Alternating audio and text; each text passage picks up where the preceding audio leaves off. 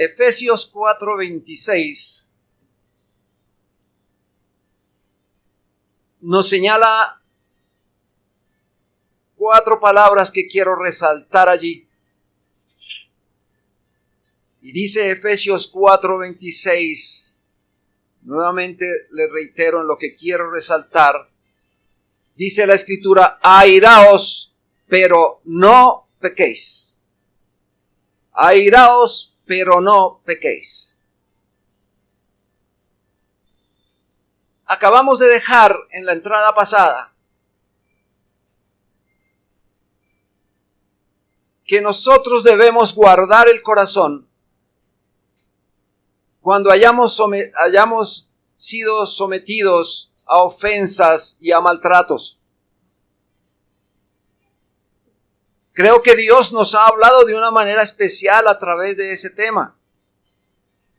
Pero para rubricar lo que el Señor dice, cuando hemos sido objeto de estas cosas, hoy hablaremos de cómo guardar el corazón cuando es sometida a prueba la ira pecaminosa. Cuando es sometida a prueba la ira pecaminosa. Quizá esto le sirva para otros en el otro hemisferio, para nosotros no, porque nosotros somos solo pureza y todo candor. Nada nos pasa con esto. Así que nos hallamos frente a otro periodo en el que se necesita un esfuerzo muy especial, y es cuando la ira pecaminosa es sometida a prueba. Hermanos, hemos hallado momentos muy críticos cuando el corazón del creyente fiel y renovado por Cristo es demandado por diversas circunstancias en las que se prueba la realidad de la profesión de fe. Cuando el pecado era reinante, la explosividad del carácter era un asunto sin control, no se tenía ningún tipo de reparo por las consecuencias. Era la manifestación de una emoción desbordada. La ira, el enojo, eran motivos de orgullo y de un orgullo pecaminoso. Como resultado de esas emociones incontroladas, quedaba tras de sí una cola de odios, de rencores, de amarguras, de heridas, no solo propias, sino con todos los que nos rodean. Contaminaban a todos. El creyente en Cristo ahora no está sujeto a esas pasiones descontroladas. Estoy haciendo una introducción, hermano, pero sin embargo quiero resaltar esto. El creyente ahora no está sujeto a esas pasiones desordenadas, pues el pecado ha perdido todos sus derechos y ya no reina en su alma. Ahora su lucha es contra un remanente de pecado que todavía persevera en su naturaleza. Para abordar este tema y ser más explícito, quiero antes aclarar que la ira viene en 3 presentaciones. La primera de ellas, la ira natural. ¿Qué es la ira natural? No es otra cosa que sentirse indignado por un objeto ofensivo. Esta es una expresión de la naturaleza del ser humano y no es pecado, hermanos. Cuando vemos algo que no nos gusta, de inmediato salta una chispa por ahí. Hasta ahí no hay problema, hasta ahí no hay pecado. Airaos, está el texto. Pero viene la segunda clase de ira, y es la ira santa. ¿Qué es la ira santa? Es aquella que se enciende por causa del celo, por el amor a Dios, por el amor a su obra, por el amor a todos los asuntos relacionados con el Señor, en la defensa de la palabra, en la defensa de nuestra fe. Todo esto se enciende cuando alguien trata de ofender la gloria del Señor. Como alguien dijo, es la daga que el amor saca para pelear a favor de Dios. Y en tercer lugar, es la ira pecaminosa. Ese será el asunto de nuestro estudio. La ira pecaminosa es un gran peligro cuando se desborda. De tal manera que así lo advirtió el Señor en Mateo 5:22. El Señor dijo, pero yo os digo, cualquiera que se enoje contra su hermano será culpable de juicio, y cualquiera que diga necio a su hermano será culpable ante el concilio, y cualquiera que le diga fatuo quedará expuesto al infierno de fuego. ¿Por qué es objeto de nuestro estudio? Porque la ira, si no se controla, va más allá de aquello que la causó. Y no importa si esta ira es de corta o de larga duración. Pues la ira, exceptuando la ira de Dios o aquella que el Señor nos ordena, esa ira es pecaminosa y por ello es muy necesario que tengamos conciencia de lo que está pasando en nosotros y por tal razón hay que humillarnos ante el Señor. Así que para tener control y manejar ese estado temperamental, me voy a valer en esta mañana de 6 medios que el alma necesita cuando es provocada, que el alma necesita en su defensa cuando es provocada. 6 medios. Así que permítanme entrar al primero de ellos. Tenga presente que un espíritu arrogante será un espíritu obstinado e iracundo. Lo repito, hermano. Tenga presente que un espíritu arrogante será un espíritu obstinado e iracundo. Hace unos momentos mencioné que es parte de la naturaleza humana tener ira. Pero ahora vamos a hablar de aquella que ha sido cambiada por el Señor Jesucristo.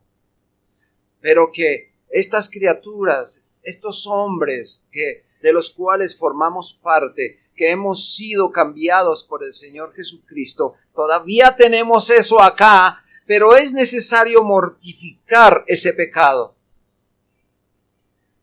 Romanos 7:23 describe el apóstol, pero veo otra ley en mis miembros que se rebela contra la ley de mi mente y me lleva cautivo a la ley del pecado que está en mis miembros. Pablo está mencionando que la culpa de su corrupción se debe a que esta ley del pecado reposa en todos y cada uno de sus miembros. Pero él no se queda ahí diciendo, mire, esto es lo que me pasa, sino el apóstol desea huir de todo aquello que opaca el pacto de gracia que le ha dado al apóstol como a nosotros el perdón para esas culpas. Pero déjeme decirle esto, hermano, que esto no solo le corresponde al apóstol. Él no solo debe luchar con esto, sino que es deber de todos y cada uno de los creyentes, como una tarea permanente, luchar contra esto. Uno de los pecados, por no decir el pecado contra el que el creyente debe luchar y debe presentar una lucha sin cuartel, es el orgullo. Este es la esencia del pecado. pues asume la gloria que solo a Dios le corresponde. Así que cuando el orgullo es tocado y percibe la menor sublevación, se resiente, se exaspera, su poder es atacado y manifiesta su poder en la ira. Este bestial pecado del orgullo puede definirse como autoestima desproporcionada e irracional, acompañada de un trato atrevido, descortés y rudo hacia los demás. Esto es bueno que ojalá usted lo pudiera tener en cuenta, hermano. Se lo voy a repetir rápidamente y sin embargo tenemos otro recurso que será el video, hermano. Pero podemos definir el orgullo como autoestima desproporcionada e irracional, acompañada de un trato atrevido, descortés y rudo hacia los demás. Es realmente el intento de aparecer mejor de lo que se es. El orgullo es la alta opinión que tiene de sí misma un alma pobre, pequeña y mezquina. Jeremías 49:16 dice: tu arrogancia te engañó y la soberbia de tu corazón. ¿Qué nos enseña la Escritura aquí? Nos enseña que el orgullo engaña permanentemente al corazón. Permanentemente al corazón. Y esto no pasó en esta época, pasó antes y pasará después. Y está pasando aún. Otro ejemplo que encontramos allí está en Daniel 5:20. Que describe: mas cuando su corazón se ensoberbeció y su espíritu se endureció en su orgullo, fue depuesto del trono de su reino y despojado de su gloria. Está describiendo a Belsasar con un orgullo que ofendió a Dios, y eso lo llevó a su mente y lo hizo inflarse de un orgullo malsano. Como fruto de la ira y de las injurias, aparecen las contiendas. Como fruto de eso aparecen las contiendas. Dice Proverbios 13:10: ciertamente la soberbia concebirá contienda. ¿Saben por qué, hermanos? Los orgullosos son ofensivos a Dios y para el Señor y para el prójimo. El orgulloso es así. Y Dios, que ve estas situaciones, Él clasifica ese orgullo como una abominación. Proverbios 16:5 dice: abominación a Jehová es todo altivo de corazón, ciertamente no quedará impune. Pero también, hermanos, el orgullo, así lo describe Pablo, es cuando pensamos más de nosotros de lo que debemos. Romanos 12:3 dice Pablo: digo pues, por la gracia que me es dada, a cada cual que está entre vosotros, que no tenga más alto concepto de sí que el que debe tener, sino que piense de sí con cordura, conforme a la medida de fe que Dios repartió a cada uno. Un espíritu arrogante será un espíritu obstinado, iracundo. Cristiano, piense de usted de tal modo que deje de quejarse por los tratos que usted dice que son indignos y que las pruebas que está recibiendo son demasiado duras y que no las puede soportar. Dejemos de quejarnos por eso. Más bien, busquemos ser más humildes y tendremos la paz en cualquiera que sea la prueba a la que seamos sometidos. De tal forma que una persona humilde siempre será una persona paciente. Nuestro segundo medio. Es necesario permanentemente tener comunión con Dios. Es necesario permanentemente tener comunión con Dios. Cristiano, que su deseo permanente sea el de agradar a Dios, de hacer su voluntad, de promover su gloria en el mundo. Por naturaleza, ninguno tiene el deseo de sentir esto. Pero en su misericordia, Dios lo pone en el corazón de cada creyente en el momento de su conversión. Solo así, los hombres de Dios, tanto usted como yo, podemos entender cuando el Sermón del Monte dice en labios de nuestro Señor en Mateo 5:9, bienaventurados los pacificadores, porque ellos serán llamados hijos de Dios. Eso lo podemos entender usted y yo. Bienaventurados los pacificadores. Porque un hombre que es pacificador, un hombre así, ha sido cambiado. Ahora sus intereses son gobernados por la presencia gloriosa del Espíritu Santo de Dios. Tiene una nueva idea de la vida y por implicación tiene una nueva idea de los demás. Pues ya no los ve como enemigos. Ya no está el cristiano para destruir a su prójimo, sino para ayudarlo. Pues el cristiano ve a su prójimo a través de las enseñanzas de las Sagradas Escrituras, de la oración a Dios, de la dependencia del Espíritu Santo.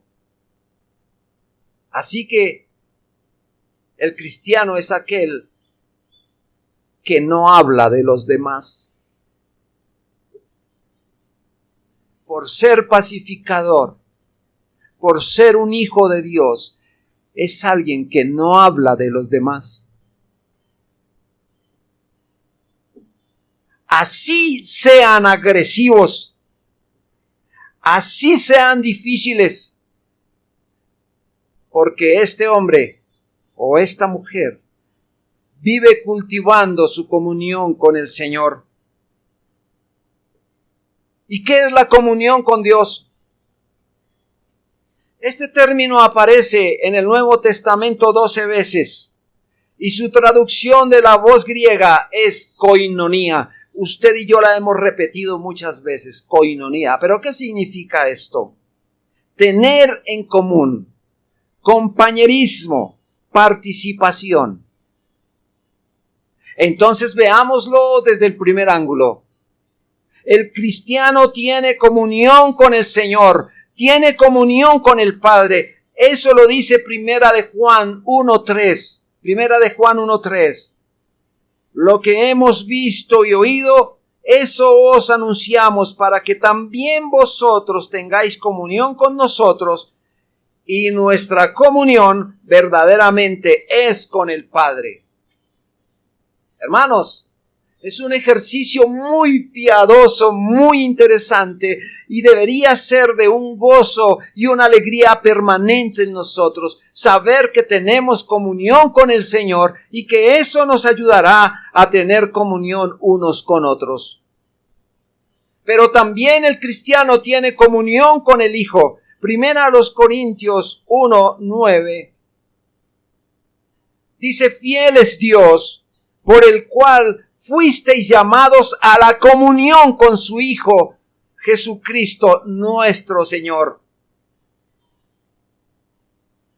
A tener comunión con nuestro Señor Jesucristo, con el Salvador, con el dueño de la iglesia, con el soberano, con aquel que dice la Escritura, porque de Él, por Él y para Él son todas las cosas. Con Él, usted y yo tenemos comunión. Esto nos debe afirmar, esto nos debe llenar de mucha entereza cuando tengamos que enfrentar situaciones, porque hemos tenido comunión con el Padre, ahora la tenemos con el Hijo. Pero si eso fuera poco, tenemos comunión con el Espíritu Santo. Aquí está descrito en 2 Corintios 13:14, donde el apóstol dice: y la comunión del Espíritu Santo sea con todos vosotros. Es una comunión también permanente con Él. Eso nos llevará, hermanos queridos, a tener una comunión con los hermanos en la fe. Primera de Juan 1:7. Dice: pero si andamos en luz, como Él está en luz, tenemos comunión unos con otros, y la sangre de Jesucristo, su Hijo, nos limpia de todo pecado. ¿Ven, hermanos? Teniendo comunión con el Señor, tenemos ahora comunión con nosotros. Y creo que las dificultades o los riesgos, mejor, para fallar, deberían ser muy mínimos. Deberían ser muy mínimos, porque si estamos apegados ante el trono de la gracia, ¿cómo nos vamos a contaminar yendo a participar pecaminosamente de una emoción desbordada? Como consecuencia, entonces, hermano, de la comunión con Dios y la comunión con nuestros hermanos, esa bendita comunión endulzará nuestro temperamento, calmará la mente, porque el cristiano entonces posee una paz interna que lo elevará por encima de las pruebas a las que sea sometido. Entonces, el cristiano no lucha por ser pacificador, porque es pacificador. Él es pacificador. No es algo que debamos traer de vez en cuando para que nos sirva. Es una forma del cristiano. Es pacificador porque está en comunión permanente con Dios.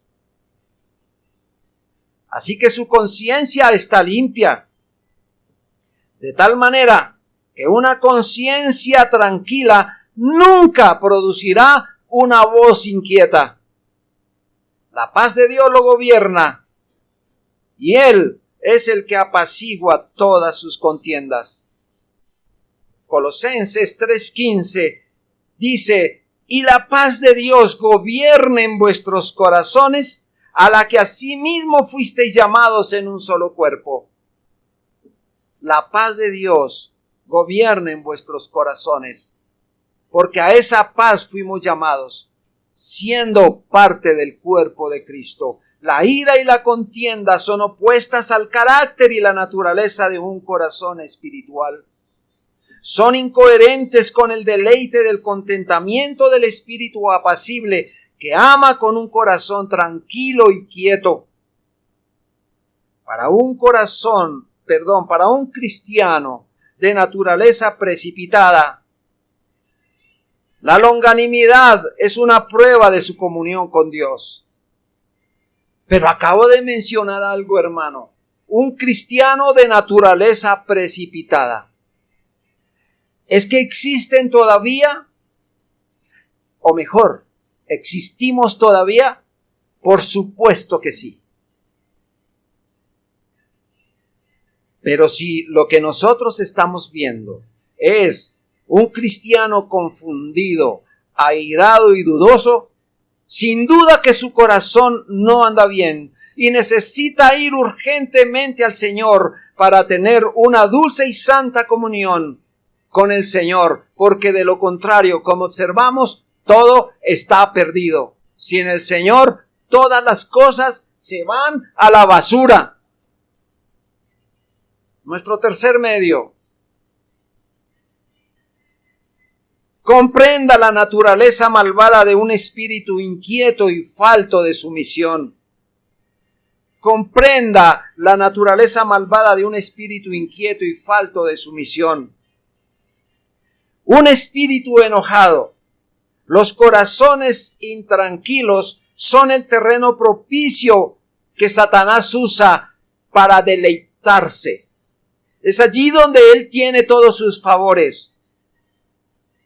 Porque con un corazón así, él hace que se cumpla su perversa voluntad, la cual es la destrucción de todo lo que Dios ha creado.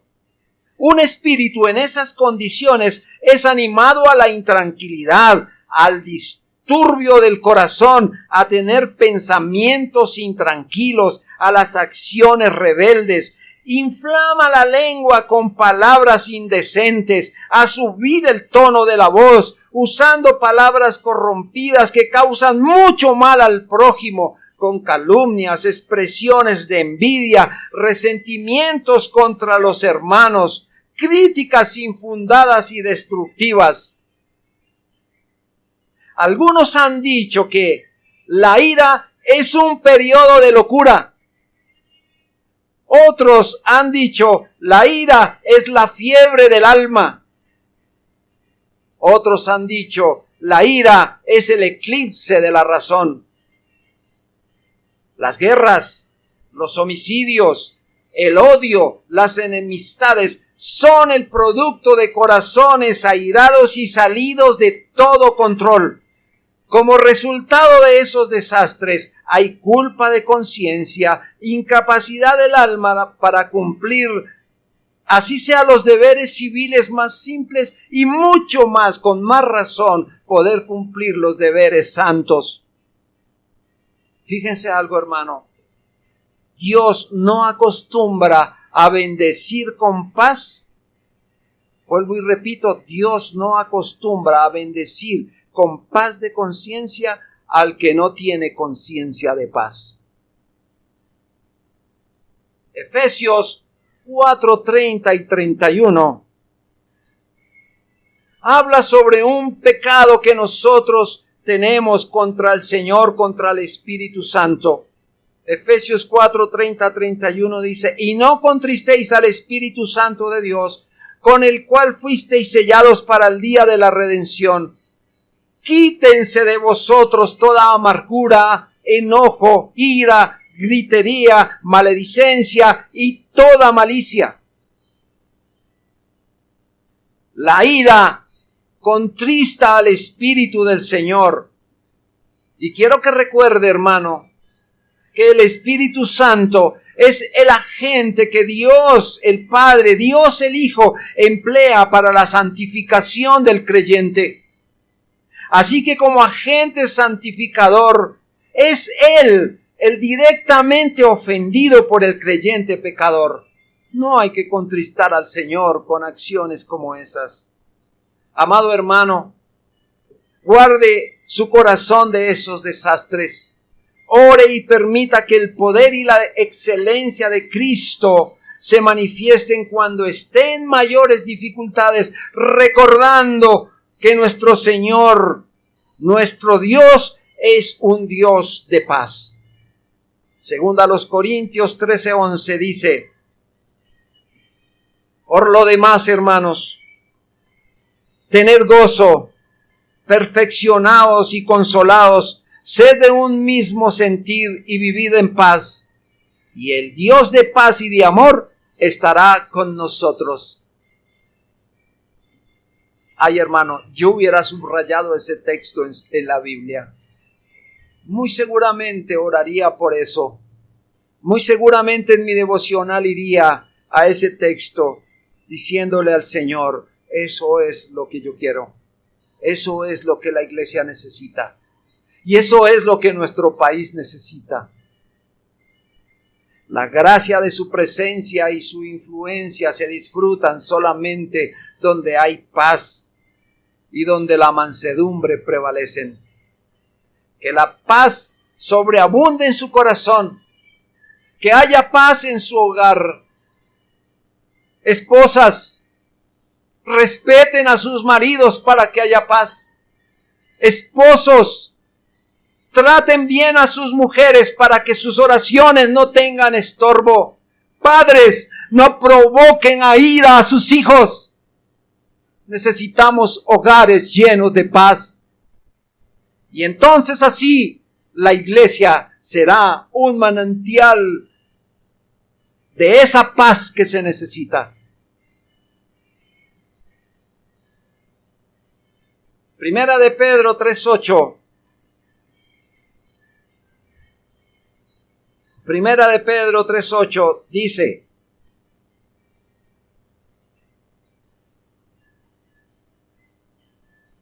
finalmente, sed todos de un mismo sentir, compasivos, amándoos fraternalmente, misericordiosos, amigables, no devolviendo mal por mal, ni maldición por maldición, sino al contrario, bendiciendo, sabiendo que fuisteis llamados para que heredaseis bendición.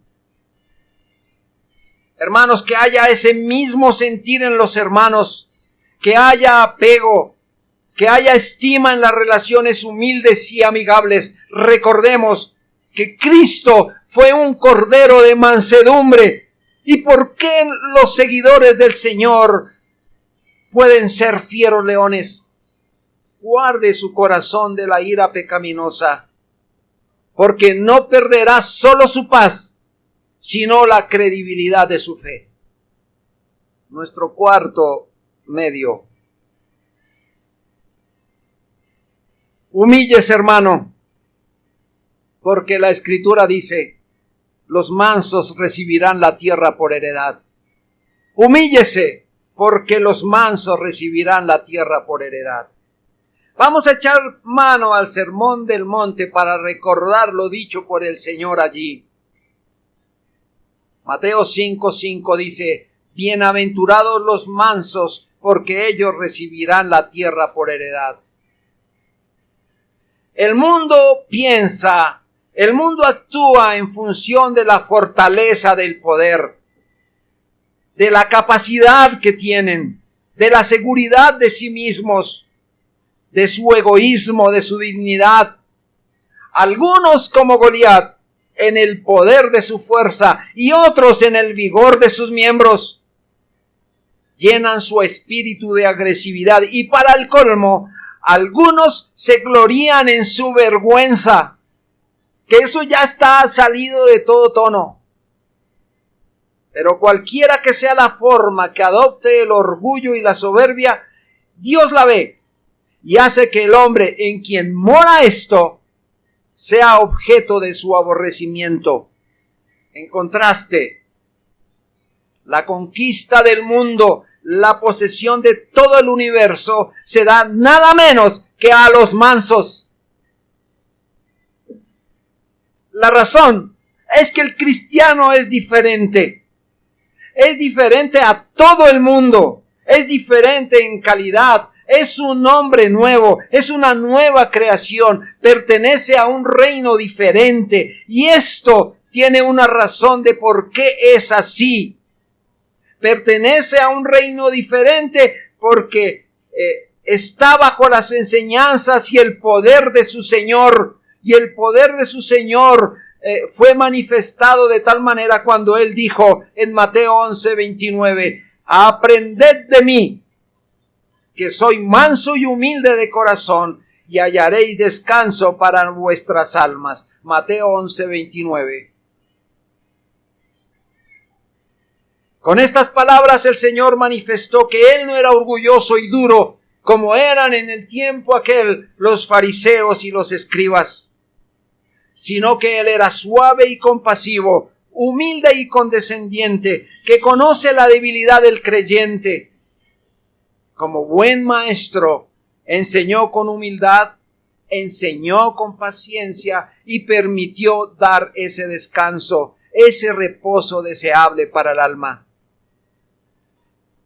Señaló que la persona mansa es quien encuentra refugio en el Señor, entrega su camino enteramente a Él, dejándolo todo en manos de aquel que ama y cuida.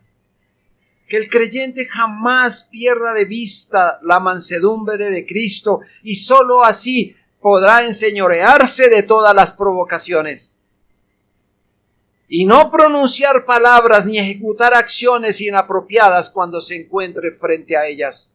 Proverbios 14:29. El que tarda en airarse es grande de entendimiento, mas el que es impaciente de espíritu enaltece su necedad. Recuerde que el enojo, la ira pecaminosa, es un monstruo ingobernable y hace falta más que un freno doble para dominarlo. Pero, amado hermano, vuelvo a lo anteriormente dicho. Mucha gente piensa que la mansedumbre es un signo de estupidez. Pero en Cristo se es verdaderamente sabio cuando se mantienen esas pasiones en sujeción santificada, que el hombre que da rienda suelta a su enojo ante la menor provocación no solo es necio, sino que se vuelve un insensato y expone su necedad y falta de entendimiento ante los demás. Y con esto proclamando que ha entregado su corazón al trono de la insensatez. Hermanos, queridos hermanos, es hora de humillarnos ante el Señor, porque la mansedumbre no viene como algo natural. Lo que viene natural es el pecado. Y tenemos que suplicar, como dijo el apóstol Pablo: miserable de mí, ¿quién me librará de este cuerpo de muerte? Romanos 7:24. Ninguno puede ser ni verse manso si no reconoce que es un vil pecador. Debemos estar siempre dispuestos a que el Espíritu Santo nos enseñe, que el Señor Jesucristo nos guíe, porque la mansedumbre siempre implica un espíritu dócil. Siempre implica un espíritu dócil. Y nuestro último medio: aléjese de todo aquello que le produzca irritación. ¿Quiere que le repita eso, hermano? Con mucho gusto. Aléjese de todo aquello que le produzca irritación. Fíjense esta ilustración, y con ella pretendo, hermano, darme a entender en este punto. Viene un hombre a este lugar, tal cual estamos nosotros. Entra un hombre a este lugar. En sus manos, con un puñado de pólvora de la más explosiva que existe. Y entra otro hombre con fuego en sus manos. Estamos aquí nosotros y vemos esa situación. Muy seguramente, yo lo creería así, ninguno de nosotros les diría: hágale, queremos ver luces. Muy seguramente no les diríamos. Muy seguramente tampoco les diríamos: cobardes, le tienen miedo a eso. Muy seguramente no les diríamos eso. ¿Sabe qué pasaría? Impediríamos a toda costa que estos se unieran, porque la desgracia que harían sería terrible. Es más, ni siquiera esos mismos hombres se atreverían a hacerlo. La razón, hermanos, como hemos venido mirando en nuestra naturaleza, unos somos pólvora y otros somos el fuego. ¿Para qué unir eso, hermanos? Eso está ahí. ¿Por qué incitamos a que se unan esas dos cosas para ocasionar en la iglesia, en la vida nuestra, situaciones tan desagradables que después no se van a poder remendar? Siempre lo he dicho, hermanos, y hasta aquí nadie me ha cambiado esa manera de pensar. Pero cuando usted lanza una palabra ofensiva y de descrédito hacia los demás, así pida perdón, ¿cómo la va a recoger, hermano? ¿Cómo va a decir: ay, no, perdón, pues la recojo, me retracto? No, ya que ya la dijo, hermano. Y cuando usted dice eso, ¿sabe qué va a ocasionar en el otro lado? Si va a encontrar el fuego y usted es la pólvora, hermano, ¿sabe qué va a encontrar? Cosas como las que hemos venido observando, terribles, que desaniman, que debilitan, confunden. El verdadero valor espiritual, el que hemos aprendido y recibido del Señor Jesucristo, nos debe mantener muy lejos de todo aquello que nos conduce al pecado. Debemos evitar todo aquello que nos produce despertar esas pasiones impetuosas y rebeldes. Un incendio empieza con un pequeño fuego. Pero cuando se prueban nuestras pasiones,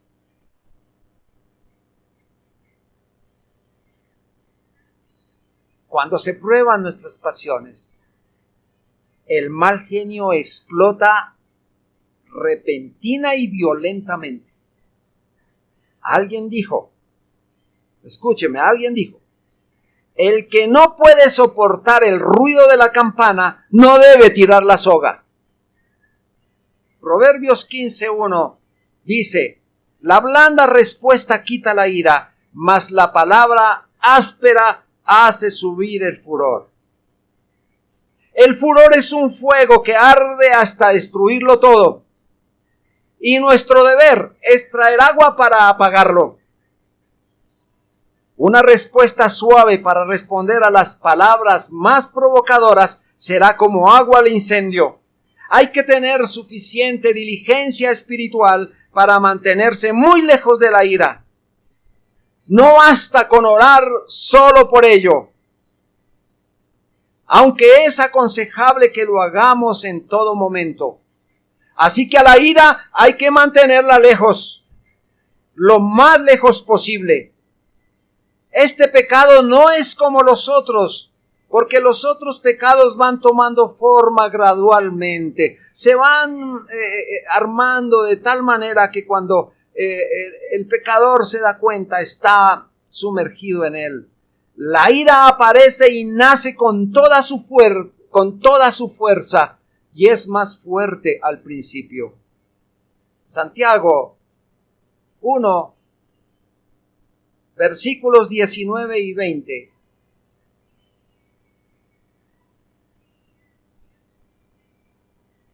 Por esto, mis amados hermanos, todo hombre sea pronto para oír, tardo para hablar, tardo para airarse, porque la ira del hombre no obra la justicia de Dios. Esta es una orden que no deberíamos pasar por alto. Dios nos dio 2 oídos para que seamos muy prontos para escuchar, pero nos dio solo una boca para hablar. Esa boca debería usarse tardíamente, serenamente, antes de montar en cólera, porque un hombre lleno de ira no se comporta de acuerdo a la rectitud que Dios exige, la rectitud que Dios requiere. Así que debe resistir decididamente la ira. Hay que aprender, según las enseñanzas de Cristo, a guardar el corazón cuando surja hasta la más mínima de las provocaciones. Tengamos una conclusión breve.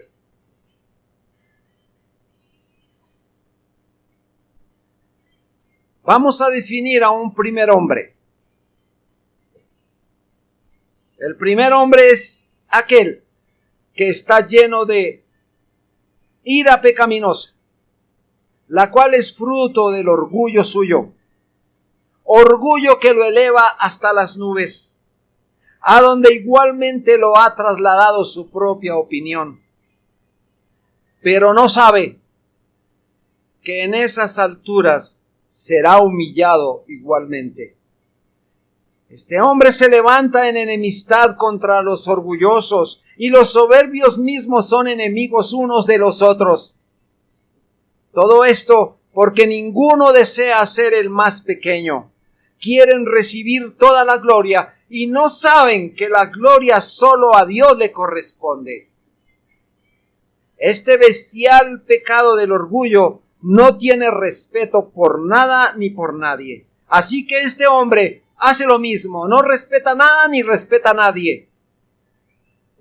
Pues es lo más descortés, es lo más atrevido, es iracundo, y el enojo lo arroja a las amarguras más terribles y lo lleva a las contiendas más desastrosas. Le convierte en un incendiario en donde vive. Le da oportunidad al diablo y pone a ese maligno en el corazón, en el trono de su corazón, y le encomienda la dirección de su corazón, su lengua y sus manos. Eso hace el primer hombre. Ahora describamos al segundo. El segundo hombre es un hombre de Dios que ha sido transformado por el Espíritu Santo. Está bajo su dirección, le ha hecho un ser apacible y su temperamento ahora está bajo la influencia del Señor. Su mente está ahora calmada y su paz interna está por encima de todas las pruebas a las que la gracia del Señor le lleva, a las que por la gracia del Señor es sometido. Es un hombre lleno de paz, de esa paz de Dios que sobrepasa todo entendimiento, y vive con una conciencia limpia para adorar a Dios y amar a su prójimo. Ese hombre permanece en una comunión con el Señor y es quien le ayuda a apaciguar su alma frente a las demandas de su corazón. Ahora pregunto, ¿qué tipo de hombre o qué tipo de mujer es usted? ¿Se ha descrito como el primero o como el segundo? O tal vez usted está pensando, ni lo uno ni lo otro, estamos como en la mitad. Todavía no he podido controlar ese monstruo de la ira pecaminosa, pero también deseo tener comunión con Dios. Usted está confundido, hermano. Para el primero,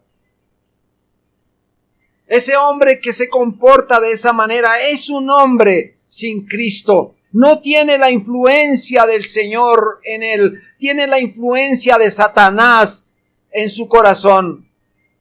Este hombre está destituido de la gloria de Dios. Este hombre no tiene chance si no se arrepiente. Hoy el Señor lo trae frente a esta palabra para que encuentre al Señor mientras lo puede hallar. Porque Cristo no solamente podrá ayudarle con ese pecado, sino con otros más. Arrepiéntase. Hombre, arrepiéntase. Mujer, arrepiéntase. Joven.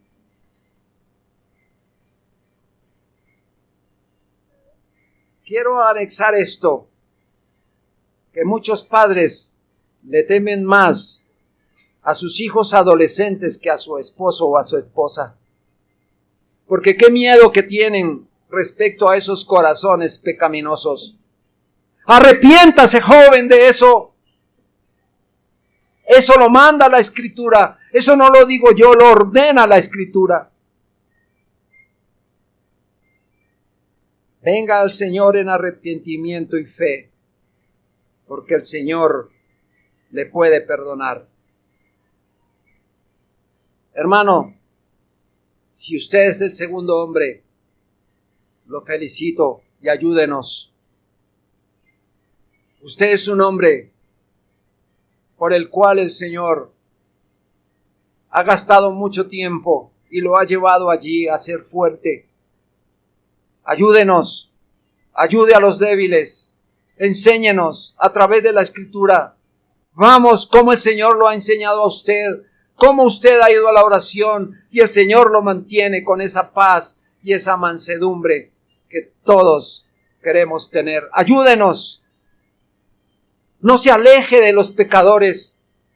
Usted ha sido llamado y preparado por el Señor para que el pecador pueda venir al Señor y tener semejanza de Cristo como usted lo es. Ayúdenos. Pero si usted es un cristiano que no ha podido mortificar el pecado de la ira, no todo está perdido, hermanos. Vamos al Señor, ore a Dios y vuelvo a traer. La comunión con el Señor es importante y si estamos apegados al Señor, Él nos ayudará. No pierda la comunión con Él. Pues el Señor nos dijo para unos y otros: aprended de mí que soy manso y humilde de corazón, y hallaréis descanso para vuestras almas. Oremos.